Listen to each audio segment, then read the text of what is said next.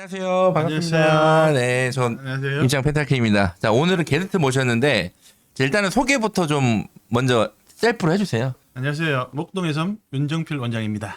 현재 그 목동 예섬 그 원장님으로 계시는 윤정필 원장님이시고요. 지금 제 목동에서 주로 이제 예섬학원에서 설명을 하다 보니까 이제 자주 뵙죠. 네, 그래서 일단은 좀 정리를 해드리면 오늘 주제가 그 피해야 하는 학원 강사 유형이에요. 그래서 이제 부모님들이 특히 이제 겨울방학 직전에 이게 학원 바꾸실 때 가장 고민하는 게 이거지 않습니까? 강사 누굴 걸 들어야 되나. 그래서 저 혼자 떠들면 신뢰성이 떨어질 것 같아서 학원 업계에서 구력이 매우 높으신 이제 원장님을 모였습니다. 예. 아유, 반갑습니다. 네. 피해야 하는 학원 강사 유형 첫 번째 유형으로 좀 소개시켜 주실 분들이 있다면 분들 그러면 안 돼요. 네, 선생님들. 네. 실명을 거론하지는 아, 예, 못해요. 알겠습니다. 예. 근데 중요한 거는 이제 학생 탓을 많이 하는 강사들이 있어요. 아, 학생 탓하는 강사. 제일 학원을 가장 보내는 근본적인 이유가 뭡니까? 성적 향상 때문에 보내는 거잖아요. 네. 근데 아이들이 성적이 오를 수도 있고 조금 적게 오를 수도 있잖아요. 네, 네. 그랬을 때 이제 이건 내 탓이 아니고 학생들이 못나서 내 수업은 거의 1등급에 초점 맞추는 수업인데 3등급짜리 4등급짜리 들어와가지고 애 탓을 하는 강사들. 당연히 어려운 수업에 중상위권 학생들이 들어올 수도 있어요. 그러면 이제 그 아이들한테도 올라갈 수 있는 성취 동기라든지 여러 가지 자극을 줘야 되는데 네가 못나서 네가 3등급밖에 안 되기 때문에 내 수업 못 들어와. 그거는 조금 제가 봤을 때 좀 자질적으로 저희가 안 좋아요. 학원 강사 이름을 언급하면 의금 보러 가는 게 아니라 이제 소송을 해야 되기 때문에 그렇고요. 저희가 실제로 제가 부모님들 상담해 보면 자기 부모님들 학원 보내시는 목적은 하나잖아요. 학원 잘 되라는 게 아니라 우리 아이 성적 좀 올려줘 이거잖아요. 네. 근데 이런 게 있어요. 왜냐하면 저건 되게 유명한 강사인데 얘가 성적이 안 오르면 당연히 저 강사 탓하면 좀 그래 보이잖아요. 네. 그리고 이 반의 전체 학생들이 다 성적이 안 오른 거면 내가 뭐라고 할 수 있는데 몇몇 안 올랐는데 거기에 우리 애가 있어. 그러면 괜히 이거는 괜히 우리 애 탓 같거든요. 그리고 선생도 저는 할 거 다 했는데 얘가 안 했어요. 죄송합니다. 그러면 오히려 이게 컴플레인을 해도 모자른 판에 죄송합니다로 끝나는 거예요 이제. 그렇죠. 그거는 예. 강사들 중에서도 정말 아이들한테 최선을 다하는 강사가 저는 90% 이상이라고 봐요. 근데 이제 간혹 가다가 학생들한테 모든 책임을 전가하고 그다음 특히 이제 수능 끝나고 난 뒤에 이제 그런 이슈들이 많아요. 예를 들어서 EBS에서 다 적중됐다. 내 교재에서 다 적중됐다. 대부분 선생님들이 연계 교재라든지 내용들을 다 정리했었을 거예요. 근데 이제 이런 적중들이 모든 자료를 다 줬어. 근데 네가 공부를 안 했기 때문에 이 문제를 틀렸던 거야. 물론 맞는 말일 수도 있어요. 아이의 노력을 덜 한 부분이 한 7, 80%도 있을 수 있어요. 진정한 강사라면 그런 포지션까지도 애들이 못할 거라는 거를 감안을 해서 그렇지. 더 디테일한 관리가 필요하지 않냐라고 생각은 들어요. 저는. 그리고 뭐 예를 들어 저가 강사면 내가 할 거 다 해주고 디테일하게 했는데도 얘가 성적이 진짜 얘가 안 해서 떨어진 거라도 저는 제가 죄송하다고 할 것 같아요. 어머니 제가 더 갈고 써야 되는데 네. 죄송합니다. 이렇게 할 것 같은데 실제로 제가 상담해 보면 학원 선생님은 할 거 다 했다.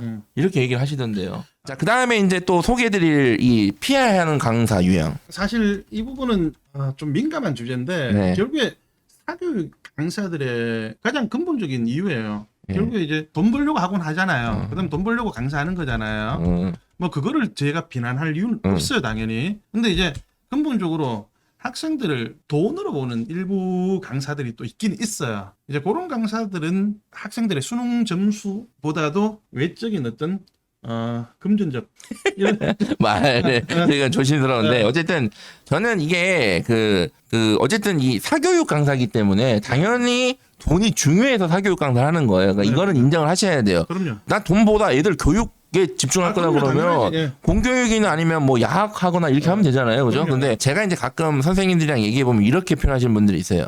내가 지금 요거 100명, 50명 치고 있다. 이거를 그거 700만 원짜리야. 이렇게 표현하시는 분들이 있거든요. 이분들의 기본적인 생각이 진짜 돈으로 보는 거거든요. 제가 봤을 때. 뭐 이런 경우도 있어요. 네. 제가 경험했던 선생님들이에요. 네. 정말 애들을 위하시는 선생님들 같은 경우에 네네. 교재비를 안 받아요. 내한테 수업을 들어주는 것만 해도 너무 감사한 일이야 라고 하면서 애들한테 교재들을 다 무상 제공하시는 선생님들도 계세요. 근데 물론 교재비를 받는다고 해서 나쁜 선생님은 아니에요. 당연히. 그렇죠. 이제 당연히 좋은 일을 그건 안 한다고 해서 비난할 수는 없지. 네. 근데 이제 학생들을 돈으로 안 보시는 덜 보시는 분들이죠. 근데 저 강사가 돈으로 보는지 우리 아이를 그렇지 않은지 어떻게 알아요? 요건 다음 주제랑 또 예. 연결되는 맥락인데 제가 A 강사 같은 경우는 3년 전 교재랑 올해 교재랑 내용의 변화는 전혀 없어요. 네. 위치 변화만 있고 디자인만 바뀌어 있어요. 그러면 말씀을 제가 다 드린 것 같은데. 예, 알겠습니다. 세 번째는 자기 자랑이 좀 심한 강사들이 있어요. 자기 자랑. 특히 이 부분들은 어머님들이 설명회라든지 홍보 동영상을 보시면 충분히 이제 좀 느낄 수 있는 부분들이에요. 저는 이제 설명회에서 이런 선생님들은 제가 보지는 못했어요. 근데 뭐 내 차가 뭐니, 내가 한 달에 얼마를 버니 이런 이야기들을 하고, 물론 선생님들이 홍보를 하기 위해서 내가 학부가 어디 나왔고 이거는 긍정적인 자랑이에요. 내가 뭐 서울대를 나왔다. 아니 당연히 전달해야 돼. 서울대 수석 졸업이다. 그건 당연히 전달하고 홍보해야 될 대상들이에요. 근데 이제 이런 것들이 있어요. 내가 서울대를 200명 보냈다라든지 아니면 내 수강생의 80%가 성적 향상이 이만큼 됐다. 이게 사실 굉장히 증명하기 어려운 지표들이에요. 물론 이제 증명할 수 있는 부분들인 내 수강생이 한 2,000명 정도 된다. 그건 맞는 이야기예요. 근데 이제 뭐 예를 들어서 내 수강생 중에 전국 수석이 배출됐다. 근데 이제 실제로 이런 경우들이 있어요. 단과 선생님들 중에서 재종반들을 들어가시는 선생님들이 계세요. 그럼 재종반 같은 경우는 학생들이 강사를 선택하기보다는 강사가 학생들 몇백 명에서 심지어 많은 경우 한 1,000명 이상을 수업을 1년에 들어가세요. 그러면 이제 우연치 않게 그 클래스에서 만점자라든지 S대 나오지. S대 의대 애들 간 애들. 근데 그걸 마치 자기 공인양 과장을 좀 하시죠. 아니 또 이런 경우도 있어요. 최소한 스카이를 갔을 정도 아이면 사실은 초등학교 때부터 고3까지 어머님들의 노력과 비용이 들어간 상태에서 그 선생님은 이 학생들을 만났던 거예요. 그렇지. 사실은 어머님들의 어떤 노력이 있단 말이야. 아니 물론 이제 그렇게 가르치는 선생님을 폄하하는 거 그렇죠. 맞아요. 이해는 합니다. 그렇게 해야 되니까. 네. 자, 그다음에 네 번째. 그다음에 이제 불성실한 강사들. 불성실하다. 제가 솔직히 학원 생활하면서 이때까지 몇백 명의 강사들을 봤어요. 뭐 소위 말해가지고 전국 1타부터 한 명, 두 명 놓고 시작하는 강사들까지 다 봤단 말이에요. 그러니까 이제 불성실한 강사들이 대체적으로 이제 수업 연구라든지 컨텐츠 연구 이런 부분에서 약해요. 대표적으로 보면 이제 시각이 잡는 강사들이 있어요. 저는 이거는 학원 강사가 아니라 그냥 근본적으로 사회생활에 문제가 있는 거라고 봅니다. 이거는. 그다음에 이제 수업 연구들을 게을리하시는 선생님들이 계세요. 이게 가장 핵심 포인트들이에요. 수업 준비를 이제 잘 안 한다. 그러니까 수업 연구 지각이 잦다. 그리고 아까 말씀하셨듯이 교재가 표지만 바뀐다. 그렇죠. 형이 3살 터울이에요. 형 때의 교재, 그 다음에 3년 뒤에 동생의 교재, 컨텐츠가 위치만 바뀌어 있어요. 내용이. 내용은 동일, 구성 자체에 편집만 돼 있고 디자인만 바뀌어 있어요. 그러면 사실은 교재 연구, 컨텐츠 연구를 안 했던 이야기거든요. 근데 이제 그런 부분들은 어머님들이 참 가리시기가 힘들어요.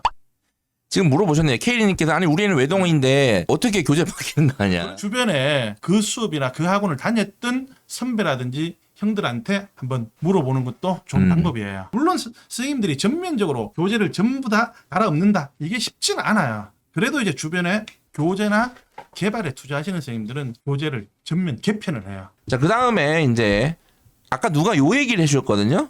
아니 같은 학원 같은 수학 선생님들끼리인데 설명이 들어갔더니 서로 비난을 한다. 남을 까는 강사들은 언제든지 학생들한테라든지 동료 강사들한테 뒤통수를 때릴 수 있는 거죠. 이거는 강사뿐만 아니라 그냥 인간관계의 기본이에요. 맞아요. 다른 사람을 비난해서 나를 돋보이게 하는 사람은 근본적으로 상종하시면 안 됩니다. 그다음에 5번째. 제일 중요한 이야기예요. 오늘 강의력이 떨어지는 강의력이 떨어진다. 기본적으로 어머님들이 학원을 보내시는 이유가 성적 향상 때문이잖아요. 그럼 당연히 쏙쏙 귀에 들어오도록 아이들이 느껴져야 되는데 강사 강의력이 떨어지는 강사들이 사실은 최악이죠. 실제 학원 원장님 보시면 조는 애들이 있어요? 학원 수업에도 많이? 있죠. 쉽게 말해서 전달력이 떨어지는 강사들의 수업의 공통점이 조는 애들이 많아요. 근데 이제 이 전달력이라는 부분들은 어머님들이 설명에 들어보시면 내가 이렇게 재밌고 쏙쏙 귀에 와닿는데 우리 아이들한테도 얼마나 와닿겠습니까? 설명회를 가보시면 알아요. 그럼요. 그러니까 어머님들이 지루하시면 예. 아이들도 지루해요. 지루한 수업일수록 당연히 졸게 되겠죠, 애들이. 정답이죠, 이게. 예, 맞습니다. 자, 그럼 6번째. 애들 과제라든지 자료들을 무계획적으로 나눠주시는 선생님들도 꽤 계세요. 이걸 요즘 말로 무지성 자료 살포. 아, 그렇죠. 요렇게 하겠습니다. 특히 이제 이거는 국어 선생님들이 조금 더 강한 편들이에요. 애들한테 많은 자료를 준다라는 거를 자기 만족으로 생각하시는 분들이 계세요. 근데 과연 아이들이 그 부분들을 다 소화해낼 수 있을까요? 아니에요. 진짜 애들은 그냥 자료 섭들밖에 안 되는 거예요. 그러니까 강사가 아이들한테 필요한 것만 할 수 있는 양만 딱딱 구분해야지. 그게 역량인 거잖아요. 그런데 야 기출 10개량씩 다 살포. 이런 그렇죠. 느낌, 이런 느낌으로. 예. 그래서 어쨌든 자료를 진짜로 제가 보니까 진짜 막 양을 많이 주거나 예. 뭐 과제를 막 무지성으로 내준다거나 예. 아니면 정리 정돈 안 된 상태로. 물론 아이들 요즘에 이제 자료를 많이 나눠주는 선생님들이 뭐 잘한다 이런 걸로 받아들이는 경우도 있어요. 강사들도 이제 자료를 무지성으로 살펴는 이유가 아이들 요청을 해요. 이 선생님은 이런 자료를 나눠주는데. 그래서 이제 어쩔 수 없이 나눠주긴 하는데 일부 강사들은 실제로 이래요. 나 여기서 적중했지 않냐. 이 적중 근거로 쓴단 말이야. 실제로 수업에 다루지는 않았어요. 근데 이제 올 수능 문제에 내가 나눠준 자료에서 적중했네. 그러니까 이제 고전 시가 막 싹 다 긁어서 막 주고 수업을 안 하지만 너 나왔다 내가 중간에서 나왔다 이런 적중. 그리고 자료 경쟁이 최근에 진짜 가열된 것 같아요. 진짜 보면 선생님들이 의식을 안 할 수밖에 없고 제가 예를 들어서 어머니 그렇게 하시면 안 되고 필요한 만큼만 준 겁니다 해도 어쨌든 학생이나 부모님 입장에서는 많이 주면 좋잖아요. 일단 느낌이. 그러다 보니까 이게 이제 이런 경향성이 좀 나타나고 있다. 자 마지막으로 마지막은 제가 했거든요. 학원 실장님들이 비추천하는 강사. 사실 학원 실장님들이 예. 어머님들한테 이 강사를 비추천하진 않죠. 그렇죠. 웬만하면 안 합니다. 누구를 들어라도 안 해, 하면 안 돼요 원래는. 예. 예. 누굴 들으세요? 뭐 이렇게도 하면 안 되고 사실은. 예. 그건 또 그거대로 문제가 학원 있고. 실장님이 어머님들한테 절대 비추천 안 예. 해요. 예. 쟤한테 비추천해요. 쟤한테 비추천해요.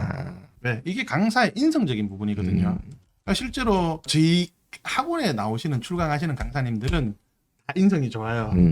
데스크 선생님들, 데스크 실장님들이나 아니면 직원들한테 다른 강사들한테 절대 갑질하지 않아요. 이게 이제 무슨 말이냐면 학원 선생님들이 다 그런 건 당연히 아니고요. 정말 인성이 막말로 저게 사람인가 싶을 정도의 인성을 가진 분들이 있어요. 그것도 가끔이 아니라 종종 보는 정도로 있습니다. 있어요. 막 학생들한테는 막 천사같이 막 대인배 같이 하고 학생들 가면 막 실장님들 원장님들 막 불러가지고 인원수가 왜 이러니 막 아주 막 예. 갑질을 하시는 강사. 네, 저 막 제가 현장에서 보기도 하고 뭐 저도 이 바닥에서 원장님보단 적게 있었지만 보면 인성이 터진 강사들은 적절히 올라오다가 바로 꼬꾸라지더라고요. 근데 어쨌든 이런 부분들을 이제 보면 인성이 안 좋으면 다른 것도 다 잘 될 리가 없습니다. 기본적으로. 네, 예. 맞아요. 네.